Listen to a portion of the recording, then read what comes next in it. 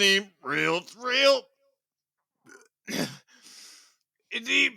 deep delve into the Disney animated canon. I'm Becky, and that's my buddy Wyatt over there. Hi, Wyatt. He's excited to put his clown cap back on for today's show. God, I hope this elephant sticks the landing. Okay. But joining me in this discussion is longtime friend, podcaster, and queen woman, Frankie Sparks. Yeah, I'm not talented enough to act drunk. Hi, guys. That was on the long list of your many introductions to your show. That was like the gold standard. A tier. Oh, the best intros are improv. Oh my That god. scared me. I was like, oh my god, did he actually hiccup? I thought the first hiccup was real. I was like, oh. Oh. Yeah, we're getting in character. I love this. But don't worry, guys. I am actually sober. Unfortunately. Unfortunately. Oh god. So today we are unpacking sequences 16 through 18 of the 1941 movie Dumbo. A movie that has been touched on this show at random intervals, but hasn't been given a lot of attention. But I guess to kick things off, what are some of your lovely memories of this movie? I definitely had this, I think, on VHS as a kid. However, I didn't watch it a lot. I feel like as a kid, I underappreciated it a lot because it's kind of, I saw it as one of the maybe boring Disney movies. But as I've gotten older and been able to appreciate it for what it is, if that makes sense. Mm-hmm. Mm-hmm. Did you have any like park memories? Like, did you Ooh. want to go up and down on those flying elephants? I definitely did ride the heffalumps. Yeah, I'm trying to. Yeah, that's really the only. Because the funny thing is, like, Dumbo is so very often overlooked in general as a movie, but the flying elephant ride is sort of like a staple of the Disney parks. So I think that's kind of interesting. Yeah, it's like you are not an American. Well, that's not true because they have flying elephant rides all over the Disney parks all over the world. But I was like, you're not an American child if you have not been on that ride. That's true. But yeah, I don't know where I was going with that, but we'll move on. Yeah, for me, funnily enough, on my mom's side of the family, our favorite Disney movies go chronologically backwards with each new generation. So my grandma's favorite is Mary Poppins. It came out when she was like a child. Then my mom's favorite is Dumbo, and I still don't understand why. Of all the, yeah, I mean, yeah, that's all right. That's a choice. I mean, we don't judge. I actually didn't get to ask her anything about it because I didn't want to unpack any bad childhood memories if there were any. I don't know.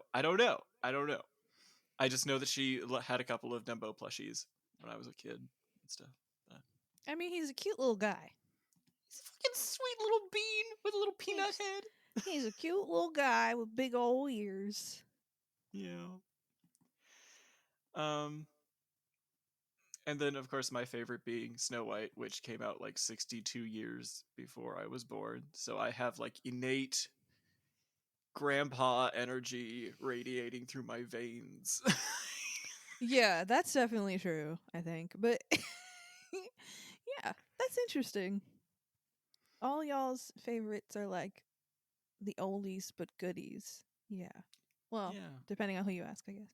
But yes, oldies but goodies.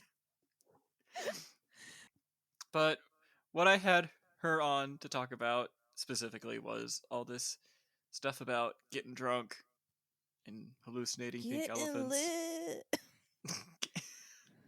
on absinthe champagne. I don't I know would what's assume going it on. because that's what I was thinking when I watched the sequence back. I was like, well, it's like kind of got a greenish hue. So are we trying to suggest it was absinthe? Because otherwise, how are you hallucinating? Or am I thinking too much into it? I don't know. But No, I looked it up and I was like, they were saying like putting any sort of alcohol with water, it kind of like decreases the volume content and stuff. oh, hmm. Kind of like takes a lot of the punch out of it, I guess. Yeah, that makes So sense. I'm like, how are they getting? How are we going so hard that we're hallucinating scaly elephants? It's It's beyond me. spooky. It's spoopy, all right. Oh, spooky. Oh, spooky. I can't. I have to go. It's 10 a.m. I have to go. Oh, God. All right, but let's go ahead and jump into it. Yeah. All right. Let's get drunk. Yes. Let's go. So.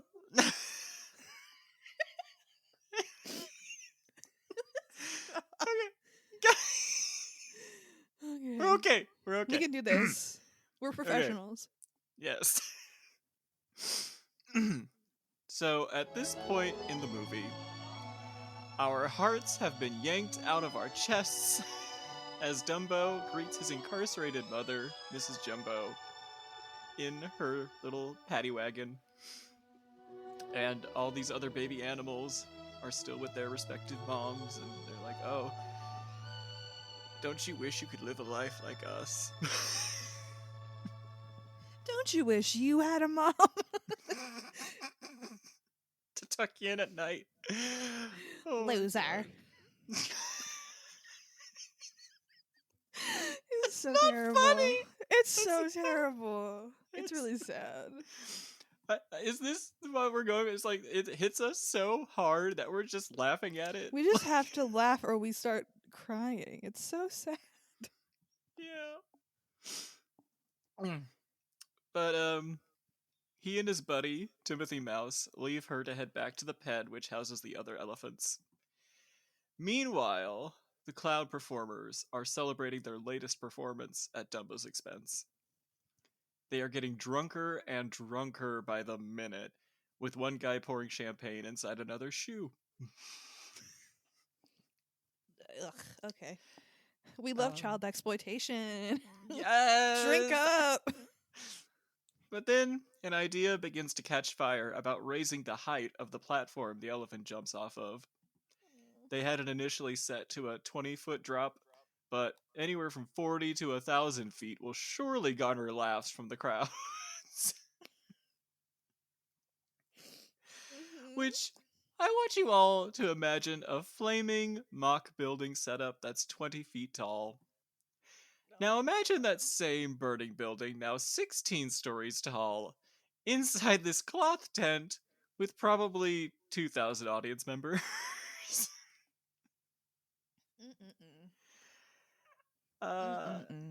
Your crowds are hardly going to get a laugh out before they're suffocated to death by all the carbon monoxide poisoning. I mean, I was trying to do the math on that one. But also I was thinking, like, was the circus like reality TV before it was reality TV? Because What? Because this is what I'm saying. So a lot of people, me, watch reality TV just to, like, just waiting for something to blow up, not blow up like literally, but you know what I mean. Shit to get real. I'm always waiting for explosions on And Real I feel Housewives like of Atlanta. exactly, me too, girl. But so I was thinking, like, are you guys really here to watch some like elephants make a pyramid, or are you here to watch the pyramid fall down? Like, are you here for the mass. I think you are, actually. Yeah, I mean, you're here to laugh at the bearded lady. Yeah, you're here to laugh at other people's misery.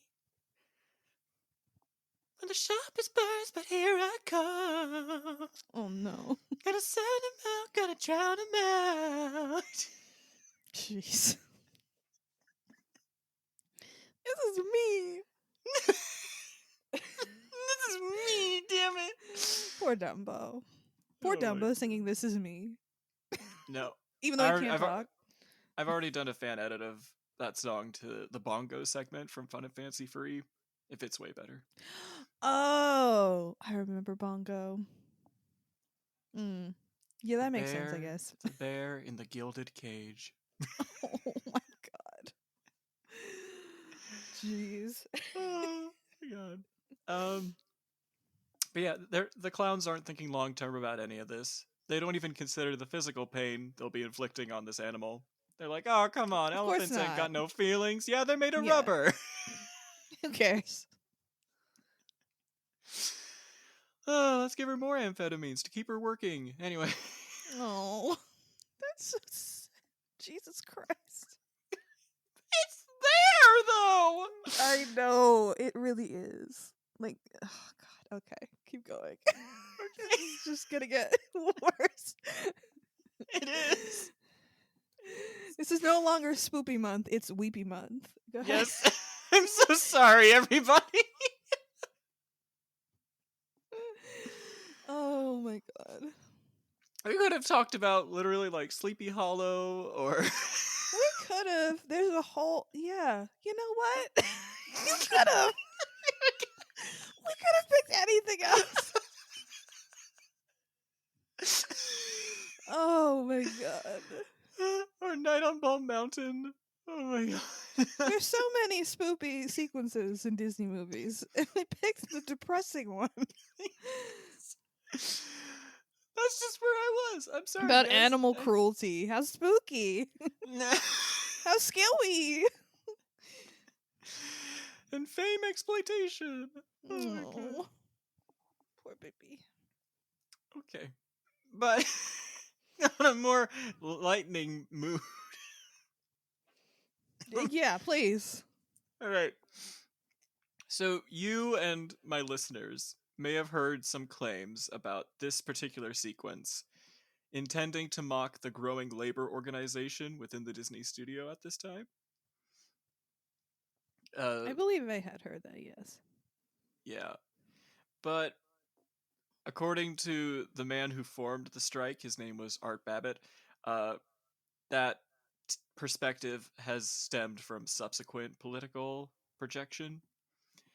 In reality, the sequence was animated entirely by him several months before he went on to lead it. By this point, his and Walt's mutual dislike for each other was becoming harder to ignore.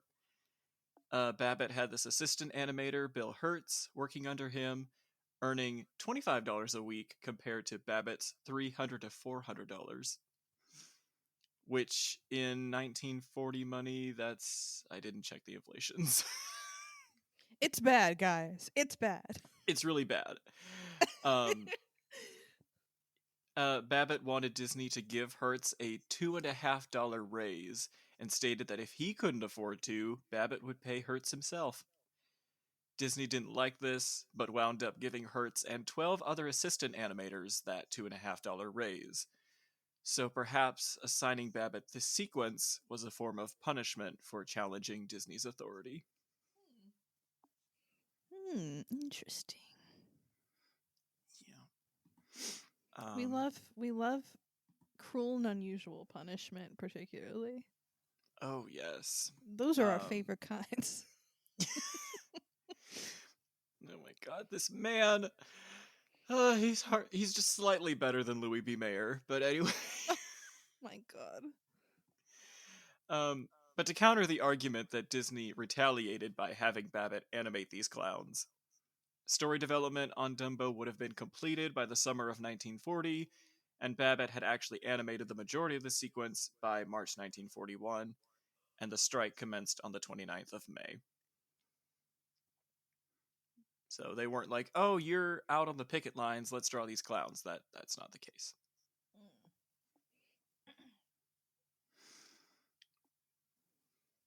Yeah, this is gonna be so fun, you guys. I'm just like searching my brain for a joke. And it's like, no, nothing is funny. This is not going to be a funny episode. Nothing is funny about this, guys. Oh, God. My God. But all we can do is soldier on. Okay. But at any rate, as the clowns head out to hit the ringmaster for a raise, one guy bumps the bottle of champagne they'd been drinking into a bucket of water, which should have lowered the alcohol's volume content, as we already talked about. But anyway, but no, it's instead the mixture, the concoction, turned it into LSD. Yes. Who knew? Elephants in the sky with diamonds. Oh my God, that'd be so funny. Okay. Oh man. But anyway, Dumbo and Timothy are traipsing about. The as they do. Yeah, he's like, and he's just actively crying. Like that was it was so sad. He's just like sadly holding on to Timothy's tail as he's just plodding along, tears streaming down his face, and I'm like, someone save this baby. Save him. And all they can say is like, you've come of a proud race. You're a Beckydoim. Beckydoims don't cry. Oh my God. Actresses don't cry. You're a professional. You're a star, baby. Yeah, exactly. God. But he winds up getting a case of the hiccups, and apparently, I guess it's a thing that water cures such ailments. So Timothy leads his ward over to the spiked water bucket to get a trunk full. Seconds after he gulps it down, he's plastered. Yeah, we're really trying to scare the kids from the juice. What do they call it? The bath jizz tonic? Oh God. Jazz water? What is it? Something like that. I don't even. Jazz water is crazy. Jazz water. Oh God. I swear there was an old-timey phrase that somebody used to call it jazz water or something. Well, yeah, I like that. We're gonna call it jazz water from now on. Hold on. Can I have some of that jazz water? I've had a long day at work at the mines. In the mines? I don't know. What do people do in the old days? In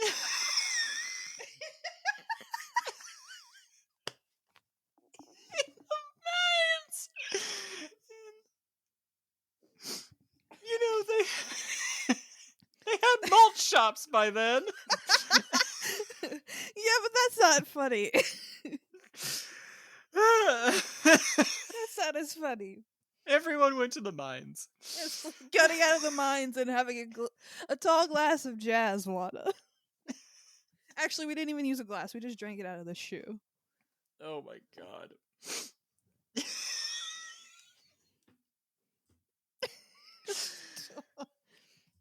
Oh my God. I can't look this up right now. It's not important. Okay. No, it's jazz water. It's jazz water now and forever. Even if it's not in the... Forget it. Who cares? Okay. It's jazz water. Jazz water. Okay, I'm not cutting that out. Good. I don't want you to. Great. I demand, in fact, that you keep it in. You got it. I'm dying. For I am queen woman. I just agree. Oh, so I'm totally fine to keep my mistakes, but anytime I point yours out, you're like, no, Frankie Sparks never makes any mistakes. Those are all true. Scott Eisenberg's. Yeah, no, that's true. That's true.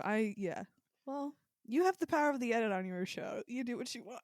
But, you know. I'm not here to talk about Charles Shaughnessy as Dimitri. Oh no. Guys, shoot on over to Shoot the Flick. Let know what we're talking about. Trust me, it's somehow worse than this.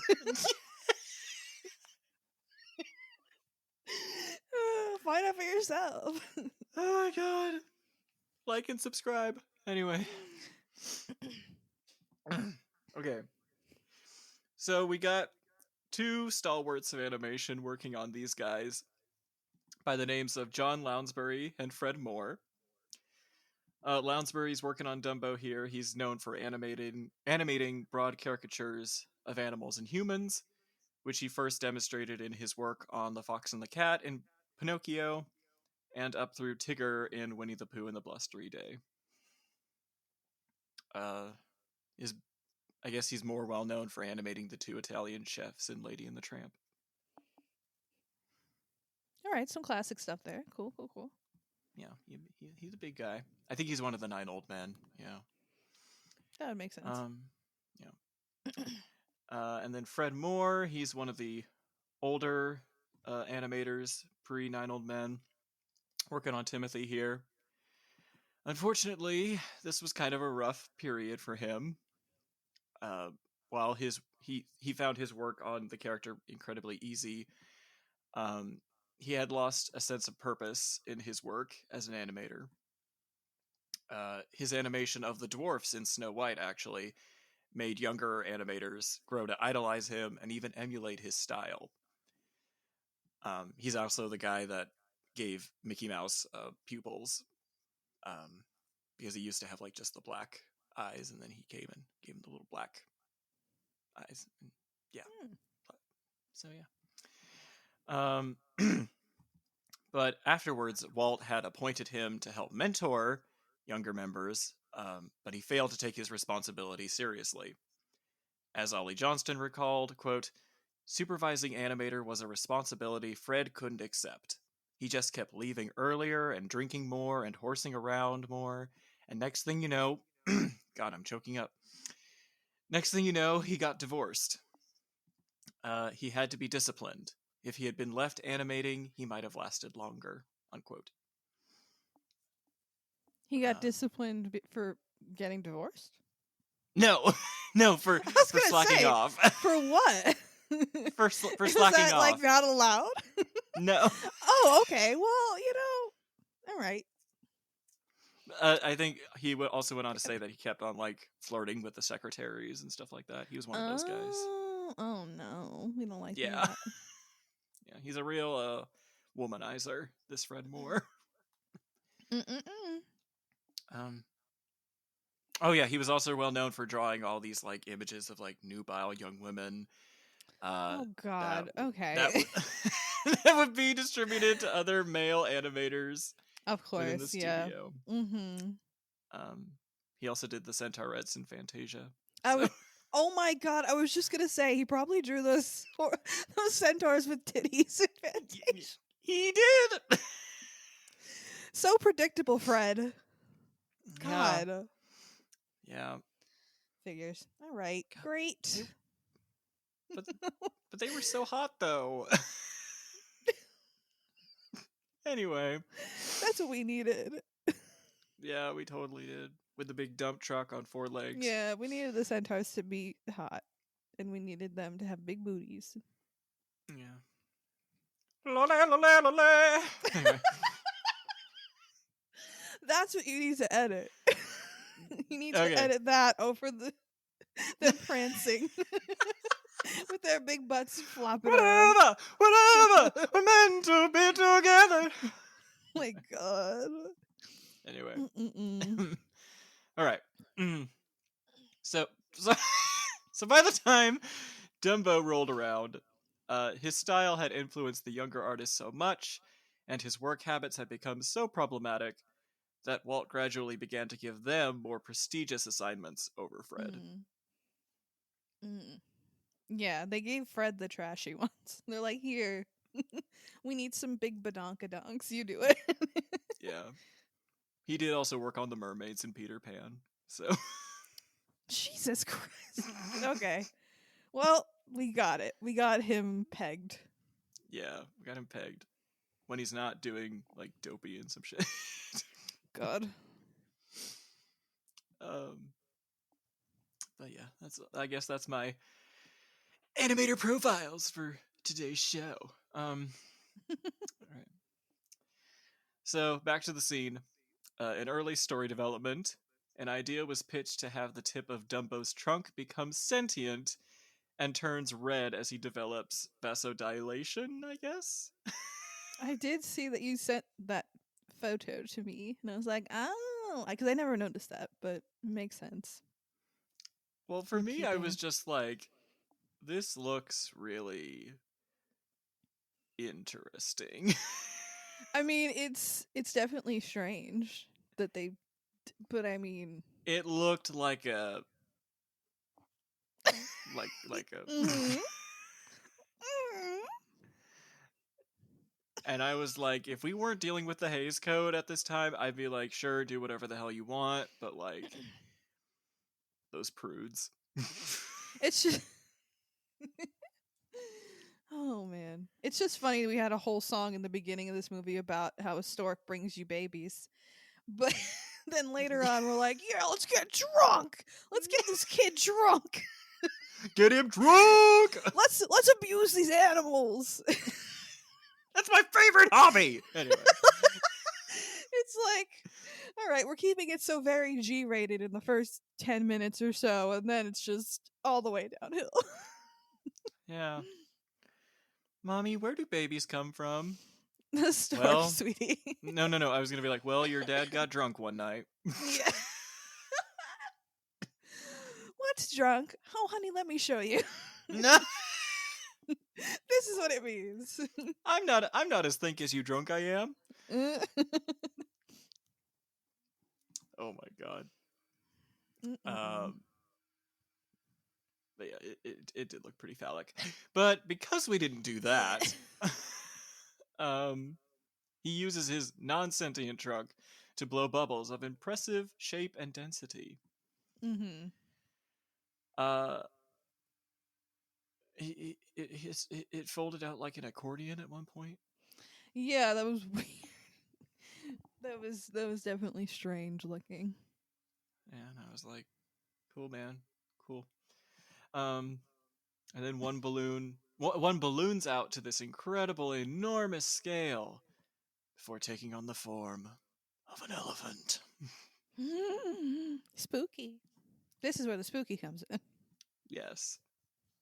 It's like, oh shit, what was in that drink? Um, God. and then, but actually, seeing pink elephants was actually a popular euphemism for drunk hallucinations, dating back to the early 1900s. So I That would guess make they're sense playing then. on a pun here. I guess. I don't Yeah, know. that's right. They probably thought they were so clever. They're like, he is an elephant, and he can see pink. Oh, it's so clever. I just thought it was so clever that we modeled the 17s after the 7 dwarfs from Snow White.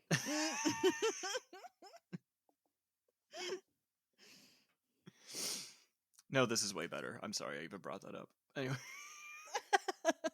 Oh God, how dare how dare I? I'm canceled. I? Anyway. But funnily enough, Dumbo, the story is actually based on a children's book by an author couple named Helen Aberson and Harold Pearl. But these elephants don't appear in their story whatsoever. I think actually Dumbo's friend in the book is a little red robin who takes him to a psychiatrist owl to help him get like a confidence boost or something to help him fly. But no, this scene comes straight from the minds of the co-writers of this film, Joe Grant and Dick Humer. Stop. That's not. That's not. That is a real real name. That is a real That's name. not a real person. It is a real name. It is a real name. And he should be doing something else. No. You should take that show on the road. Nope. Now to the stage, Dick Humer. Well, actually, funny. During the making of Fantasia, Walt would introduce him to other people as being like, "I'd like you to meet Dick Humer. he goes to operas because he was like a real sophisticate and like Ooh. loved classical music and shit. So, but yeah, he he wasn't a very crude guy, but He was really trying to fight against that name. yeah, he had an image to uphold. So Right, for sure. yeah. He was the classy dick humor guy.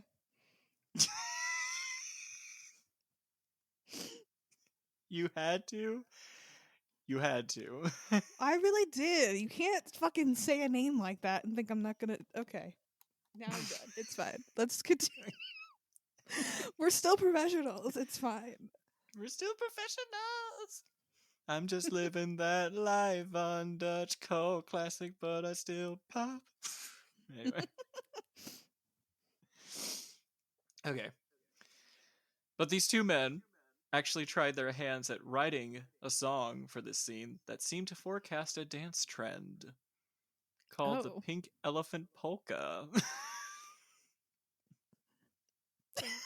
Stop. You just keep saying weird shit. The Pink Elephant Polka is crazy. Jazz water, dick humor. It's just it keeps going. Okay. And only one of those I'm like, that doesn't sound right. I need to clarify and see if that's no, correct. it's fine. We don't have to ever do it. I know, it's fine. It's fine. But That's the song That's the new craze. Okay, so what's the pink elephant polka? it would have began. At first you float right off the ground, and then you stretch and bounce around to do that pink elephant polka. You grab your partner by the ear, you hold tight or she'll disappear to dance that pink elephant polka. So to clarify, they wanted seemingly the male partner to grab their female partner by the ear. And the song goes, hold her by the ear, otherwise she'll disappear. Okay. I don't know if they literally wanted that to be like the It like doesn't a sound novelty great show. when you say it does. sound great. But then this company would go on to release a song called Say It With a Slap, where it's like you express your love to a partner by slapping them across the face. Wow. That was also from Bongo. So Oh yeah. I haven't seen Fun and Fancy Free in a long time. That's you're missing nothing. So yeah. No, I'm good. That's crazy. What the okay. Yay. Abuse on all fronts to all species. Okay. wait, did you not listen to that episode I recorded about that? I probably did, but I just don't remember. Well, because I just feel like mentioning because the initial working title of that song from that movie was called "Sock Her to Show Her You Love Her."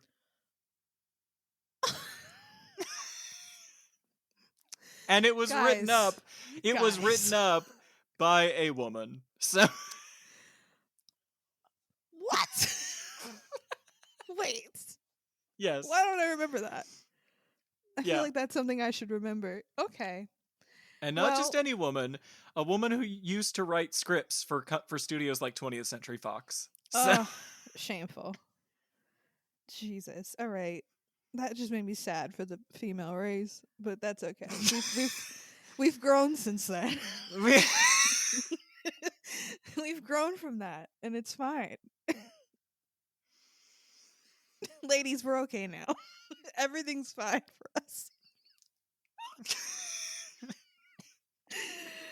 Oh God, no. Okay. It's fine. This is fine. Girls, we're it's fine. This is fine. We're fine. This is fine. It's fine. I'm so scared. Okay, I'm spookified.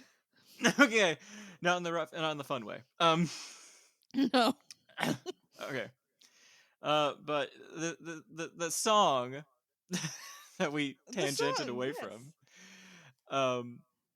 it seems to recall these lavish dance sequences from movie musicals of the 1930s, like the Continental, the Piccolino, the Balboa, the Yam. the Big Apple. Okay. You're not familiar with any of these? No. I don't know what any of those things are. Have you not seen any Fred Astaire, Ginger Rogers movies? I have seen at least one, I think, but I don't know the names of things. All right. I don't know the names of dances. Well, the just Macarena, know that some of those... I know. That's about it. Established 90 years ago by two great pioneers of dance. Oh, God. Oh, my God. But I'm sure that Walt, he wanted to go for a more ominous tone with the scene. And he had lyricist Ned Washington and composer Oliver Wallace write up the infamous Pink Elephants on Parade.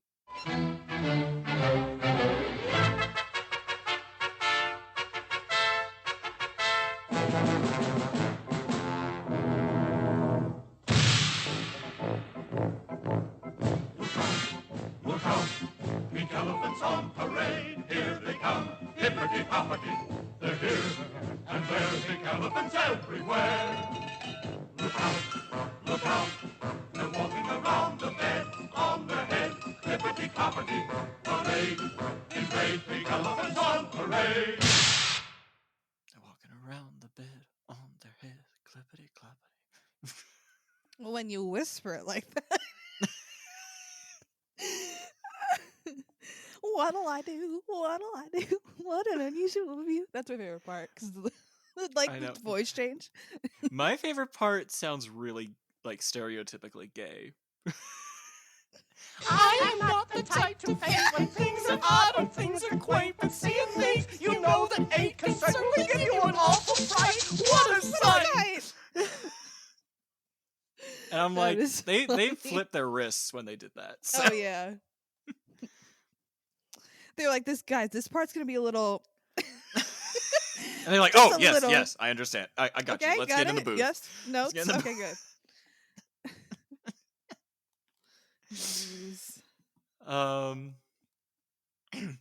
But the song is sung off screen by a men's quartet known as the Sportsmen, which then featured Bill Days, Johnny Rarig, Max Smith, and Thurl Ravenscroft.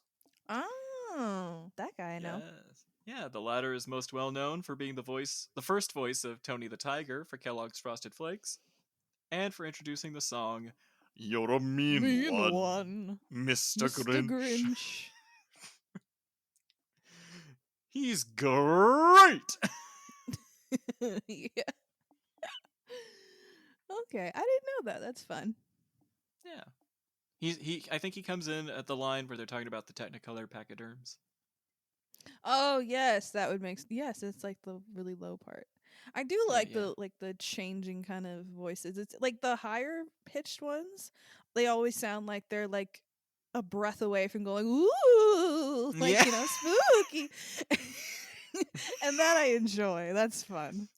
And then the lower ones are going. Yeah. That's fun. Oh yeah. Actually, before we go on, try and lighten the mood a little bit. What was your favorite elephant? I don't know. I like the trumpet ones. Yeah, I don't know. I'm trying to think. Why? What was your favorite? Do you have one that sticks out? The one that has been burned into my brain my entire life is the Elephant Man. Oh, yeah, I remember that. Ooh. Yeah. Yeah. Yes. They were very angry also. All the faces were mad. Yeah, and they were all getting in for a close-up. Yeah. That was definitely the scariest one. Yeah, that was Louis B. Mayer's head on that elephant that I was picturing. Oh. Jesus. Take your Benzedrine. Anyway. It's not funny. It's not funny. I gotta stop. But one thing I found in my research was how this movie in general, it's almost like a dialogue between the two like American animation styles at the time, between New York and Hollywood, California. which is apt because a lot of the senior animators working on Dumbo, who had been there since like the 20s and stuff, they had established their careers in New York before moving over there. And then a lot of the crew members who would be working on Bambi, for example, were younger, and the Disney Studios was where their careers flourished upon graduating from the Chouinard Arts Institute in Los Angeles. But in the case of the sequence, according to scholar Mark Langer, it reads more Eastern, as it's animated by two men, Hicks Loki and Howard Swift. He says, quote, Loki's elephants are more obviously drawings. The image of the initial pink elephant retains the lines of the pencil roughs. Loki's elephants lack the extensive highlighting of Howard Swift's elephants. While Swift's elephants retain the characteristics of three-dimensional bubbles, Loki's rarely do. Instead, they appear as drawings, as two-dimensional outlines against a solid color field. Loki's segment is extremely self-conscious of the image, as demonstrated by the pink elephants who march around the border of the frame. Despite these differences, both sections have the dreamlike continuity of New York animation, in which the actions are determined by the lyrics of the song, rather than by the larger narrative of the film. Unquote. Interesting. Yeah, cool. I don't know. I did. It was hard to keep track of everything because it would start off you would start off with one idea, and then another elephant would come in, and then eventually it all just turned into a big blob of pink, I should say, purple, pink, Mauve. and then it would all just explode, and you're like, oh, okay, new sequence. Yeah. Yes, after a series of international dances evoking Oriental snake charmer music, which is No. kind of problematic. Yeah, it was like, ugh. Yeah. But that belly dancer, though. Okay. It was problematic, but look at him go. Look at him go. Look at him go. She's really trying. Yeah. But yeah, then after that, some classical European ballet and Cuban congas. The tone shifts on a dime as elephants morph and rush all around the screen before crashing into one another and falling through the sky. Initially, according to Grant and Humer's treatment, the transition back to reality could have gone like this. Quote, in the pink spotlight, now there appeared the saddest, bluest pink elephant imaginable. And as the enormous crocodile tears, big as eggs, Oh my God, streamed from his eyes, and the music droned mournfully, he wailed the following song. Oh, why can't an elephant ever forget? Oh my God. That's so sad. Stop being so sad. I can't. This movie is relentlessly sad. Why can't an elephant ever forget? He's just a baby. He's like, my what? God. 2-3 weeks old? He's just a little baby. Aw. Okay, but we're getting near the end of the sequence rundown. All right. So instead, we dissolve softly into the next morning's sunrise and a scenic view of a tree standing alone in the country. And this is where we will pick up in a later episode, a Dumbo-themed episode of Disney Reel to Reel. So now let's get really sad. Jesus Christ. So I was in a mood when I started writing this episode. I don't know what kind of mood that was.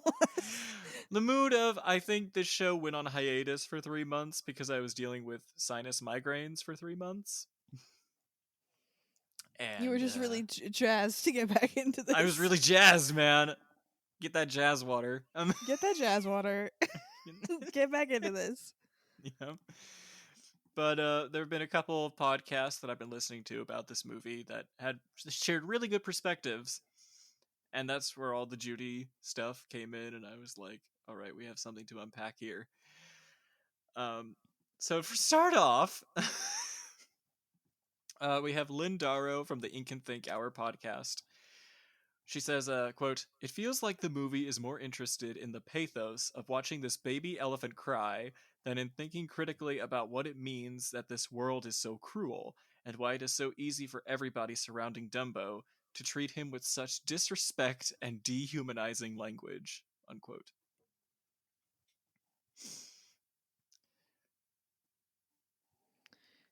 Yeah, I mean, yeah, you don't think about it as a kid watching it. You're just like, oh, this is a movie about elephants and he can fly. Did you know he could fly? And then you watch it as a grown up and it's like, ooh, why is this so sad? It's really sad. But yeah, you don't really think about like the implications of it, certainly.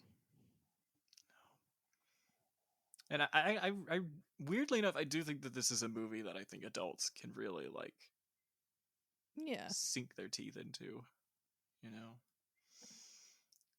Just a lot more bitter than a lot of the other Disney movies. Definitely, yeah. Yeah.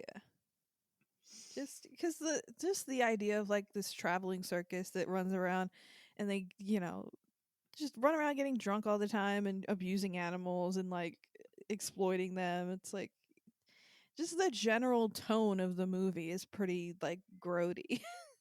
Mm-hmm. But it's weird that I find it really fascinating. Like, that's still one of the reasons why like Dumbo is still like up there as one of like my favorite Disney movies, and I feel like a sick fuck for it. So Perhaps just a glutton for punishment emotionally. I guess they got me right where they want me for Mhm. 64 minutes. Yeah. Yeah. Oh yeah, I forgot I had written a whole thing about this. So I think the biggest area of interest for me is in thinking about how, so far, we have been watching these events take place within the ostensibly real world of the circus. To paraphrase another of Lynn Darrow's statements, it has been utilized as this visual metaphor for the human impulse to gawk and laugh at people who are different from you. And I'd argue that this movie gently extends that to people of color. Gently is an Gently. interesting keyword. They don't go all the way as I think they should have, but it's 1941, so what are you gonna do? Right. But now, as Dumbo gets drunk and his inhibitions are released, we see the effect of all this abuse being directed at him. It is as if he believes his identity has been stripped away from him, as everyone and everything except Timothy has from him so far. Like, at this point, he is just nuttin'. You know what I mean? Yeah. I mean, it's yeah, even like when they dress him up like a clown and put him in like the little clown face, it's like, oh yeah, no one wants to see all this shit that's going on underneath there. Just put on this little clown face and put on a show for everybody. The life of a showgirl. Ah, oh no.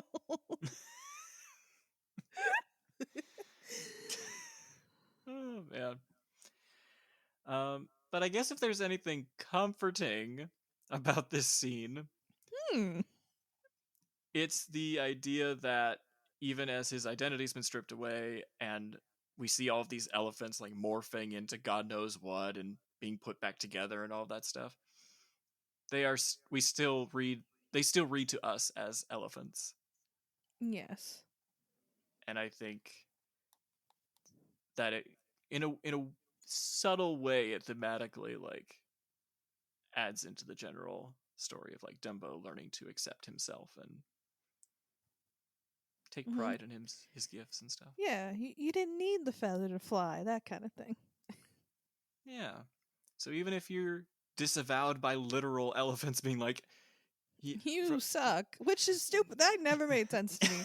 Because it's like, elephants have big ears, so why are you making fun of him for having... Why? Because he's little and he has big ears? Like, you all have big well, fucking ears and big asses too, so like, what the fuck is your problem? well, really, it's like they look more like Asian elephants, and I think Dumbo's more of an African elephant. Aw. But He's so cute. yes. But I think that's something to be said about, like, he has features of both forms of elephant, but Yeah. I guess if we were to make this movie with humans, I guess that means he's a mixed child. Oh, jeez. Those bitchy elephants were the real housewives. They were the real housewives of Atlanta. Have I got a trunk full of dirt? or Florida, because a movie takes place in Florida. Yeah. Of course, Florida. Yeah, of course, Florida. Thanks, guys. I wonder if Ron DeSantis loves this movie. Oh man, no, he hates the Disney company. For sure. But I mean, they think they run everything, and it's like, but I mean, they kind of do. But it's whatever. It's fine. They showed Strange World in their classroom. How dare they show such a terrible movie to these children? Jesus. Literally, because I work at like a school, and I do like the after school program with the kids, and one day I walked in and they were watching Strange World, no bullshit, and I was like, oh my god, we couldn't find anything else. No? Okay. No. And then you had to show them Moana 2 this year. Oh my god. No, we didn't put that shit on. What's can I get a chee-hoo? Anyway. No, you can't. You can't actually get that. All right. You can't. You can't sit with us. Anyway. You can't sit with us. But then to add on to the other point by Lynn, Mariana Colin, one of the co-hosts of the Once More with Feeling podcast, she said, quote, "It's made clear that he must prove his worth to this system that is waiting for any signal that he's not being profitable enough to them, whether through status or money or whatever. And he doesn't hate his job. He thinks it's pretty fun. He's a cheerful, friendly guy who wants to perform. But the requirements of that job just crush him further and further and further into depression. Dumbo gets to a spot where the only simulacrum of joy he's capable of experiencing is with the assistance of some kind of vice.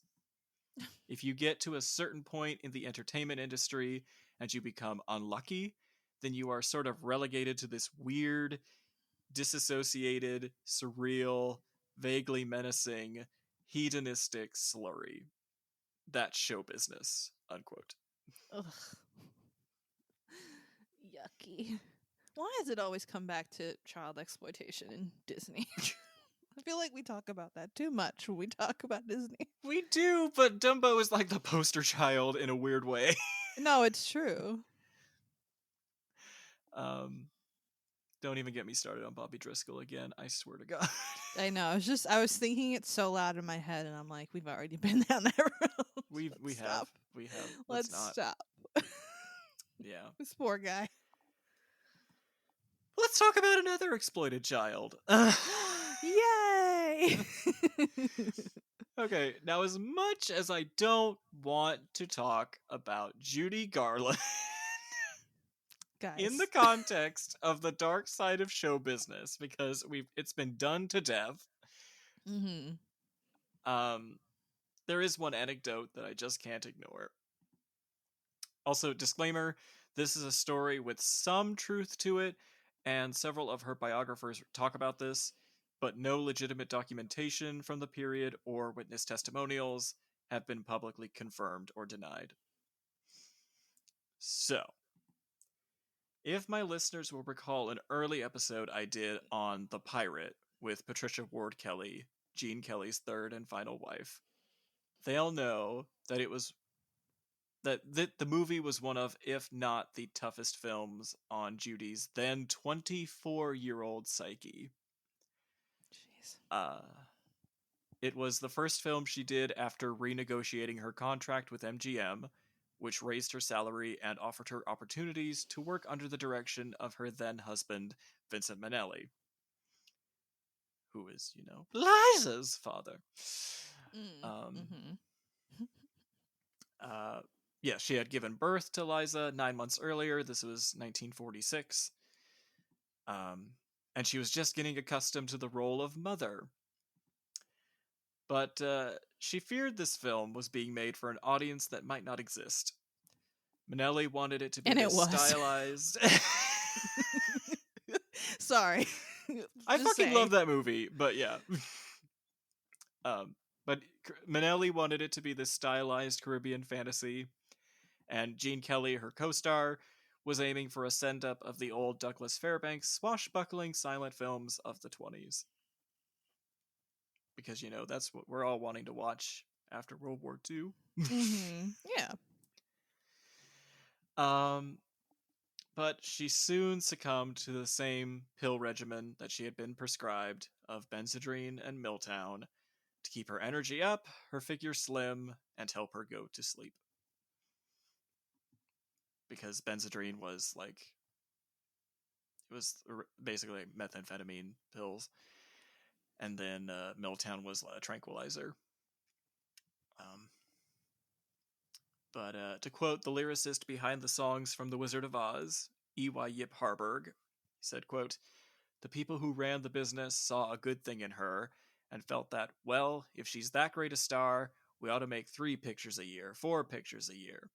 When you start doing that with anybody, let alone a grown-up, a picture is one of the most devastating things to your whole nervous system.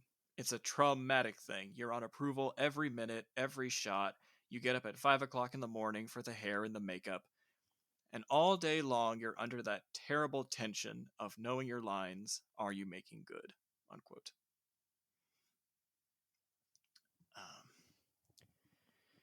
Sorry, this is getting really rambly. Okay, so 4 months into production on The Pirate. Okay. Okay, she was shooting this musical number called Voodoo, which I had shared photos and a music track with you. Yeah. It was extremely erotic for its time. I recall Patricia sharing that her white blouse came open at one point. Ooh. Ooh, baby. Okay. Oh, damn. But somewhere in the number, there was to be a section where she was to leap across this open flame. Oh my God. Okay. I'm starting to pick up what you're putting down. Okay. Yes. Unfortunately, as legend has it, either she came out of her dressing room to the shooting stage, saw the fire, and soon broke into hysterics, or they were in the middle of shooting the number or rehearsing or whatever, and they brought it out and she freaked out. I can't imagine why that would be. Reports of her reaction vary. Jesus. From exclamations that the studio was trying to set her on fire, to her running to dance extras begging for Benzedrine, though they could very well be exaggerations. That makes me sad. Yeah. She wound up being escorted off the set, taken ill for 5 days, and the number was restaged and re-choreographed before being cut out and replaced with a song called Mac the Black. In a draft for an autobiography she planned to publish, she wrote of this period, quote, "The studio had become a haunted house for me. Every day when I went to work, it was with tears in my eyes, resistance in my heart and mind. The migraine headaches got worse. My husband couldn't or wouldn't help me." Unquote. So, even when I was little, I could sense this sort of all-encompassing darkness in a movie like Dumbo that other Disney movies hinted at but never made the focus. Now, 20 some odd years later, I can say this darkness is rooted in pessimism and exploitation. This movie is about a literal child being othered and abused from birth until he discovers the gift that makes him successful and lucrative. I connect these experiences of not just Judy, but, the animators and stuff with all the labor stuff going on to Dumbo because, at least from my perception, film actors and the literal animators of this film seem to have about as much agency over their careers as the circus animals depicted in this film. But their roles as performers and laborers don't define them as people or animals. So, Yeah, I mean, there's something to definitely be said about just how commonplace it was to. I mean, they didn't see it as this, obviously, at that time, but to exploit actors, animators, young actors, particularly, like, just for the benefit of a movie or just general profit, whatever. It was it was so obvious at that point that the idea of making an entire movie about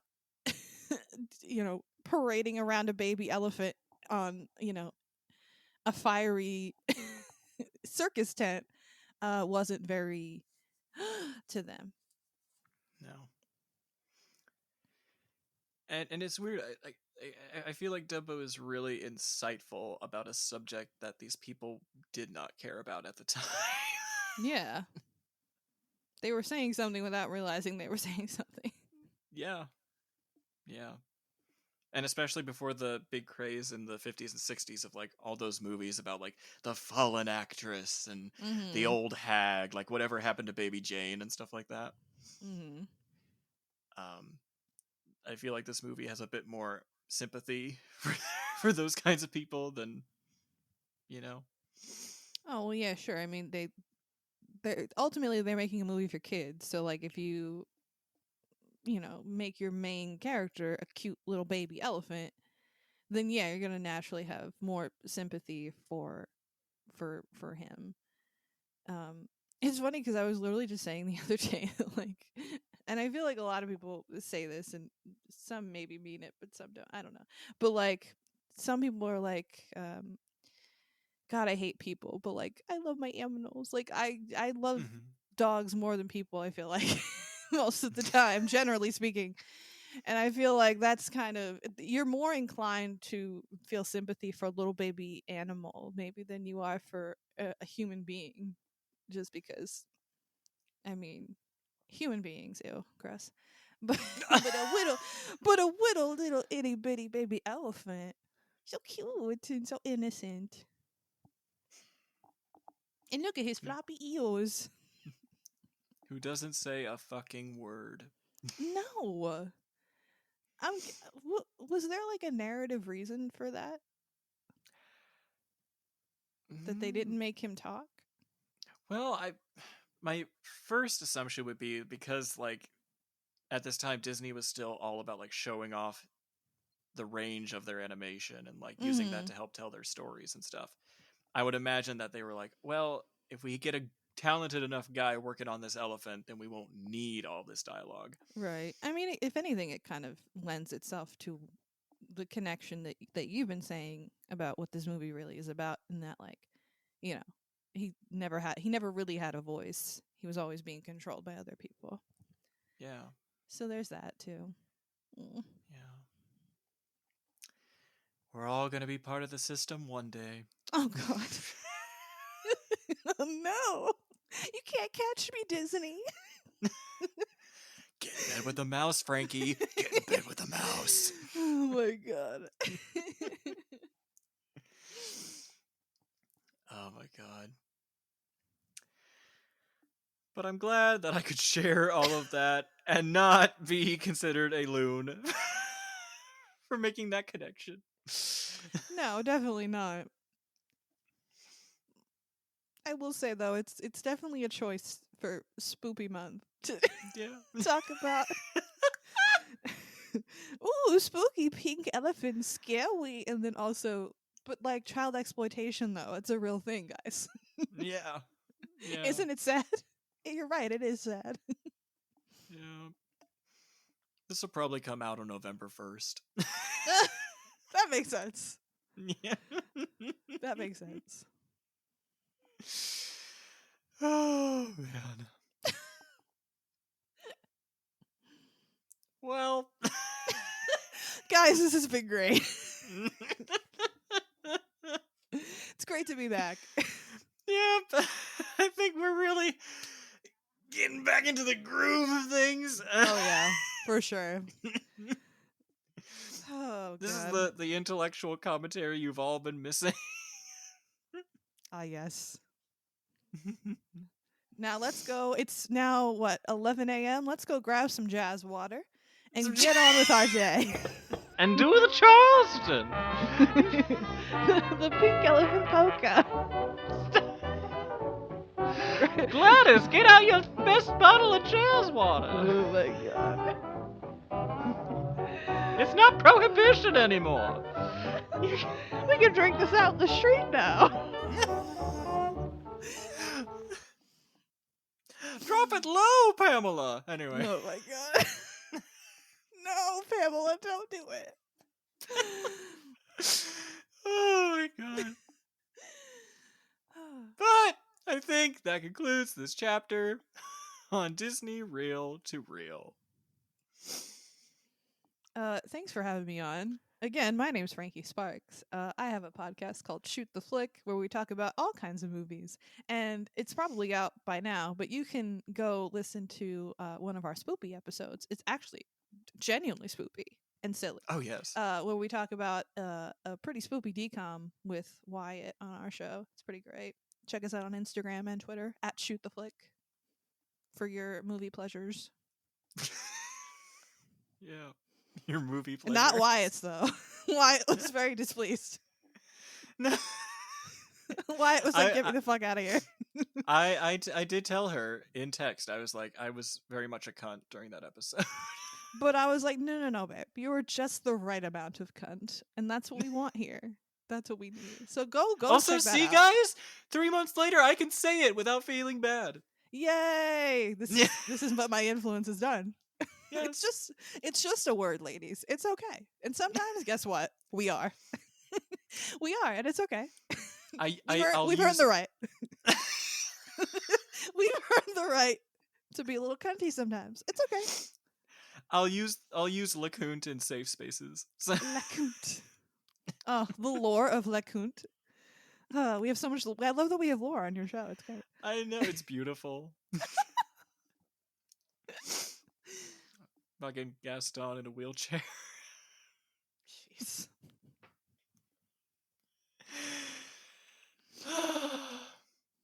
That still makes me laugh so hard to this day.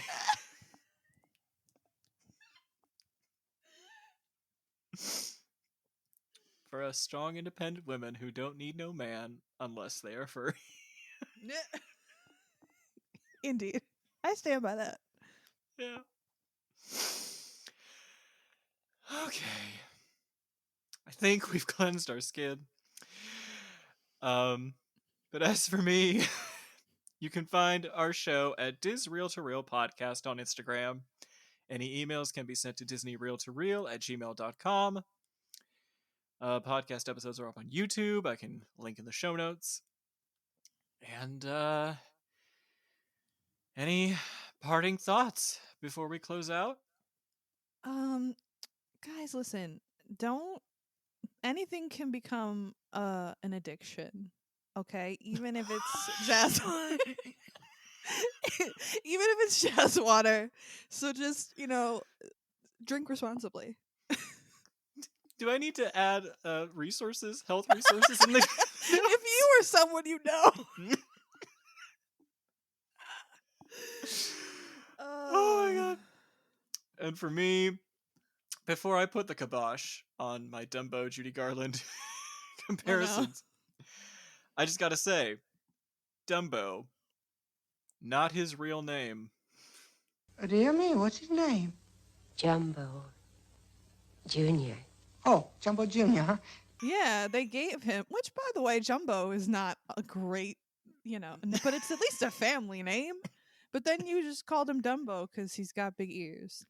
And even his friends call him that. What the fuck? That's rude. It's rude. Yeah. But also, Judy Garland, not her real name. Oh. Yeah, Born, I knew that. born Frances Ethel Gum. Oh, well, that's okay. We can change that. That's fair.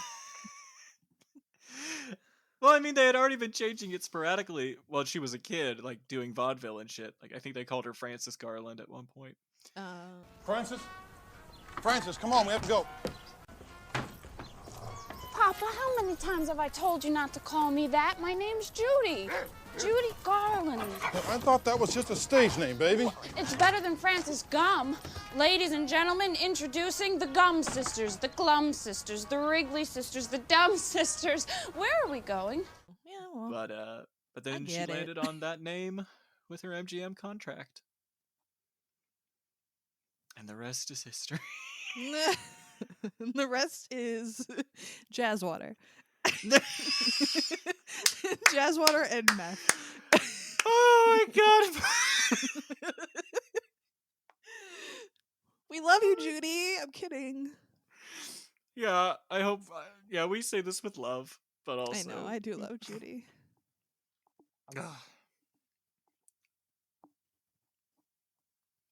Have a magical day, everybody.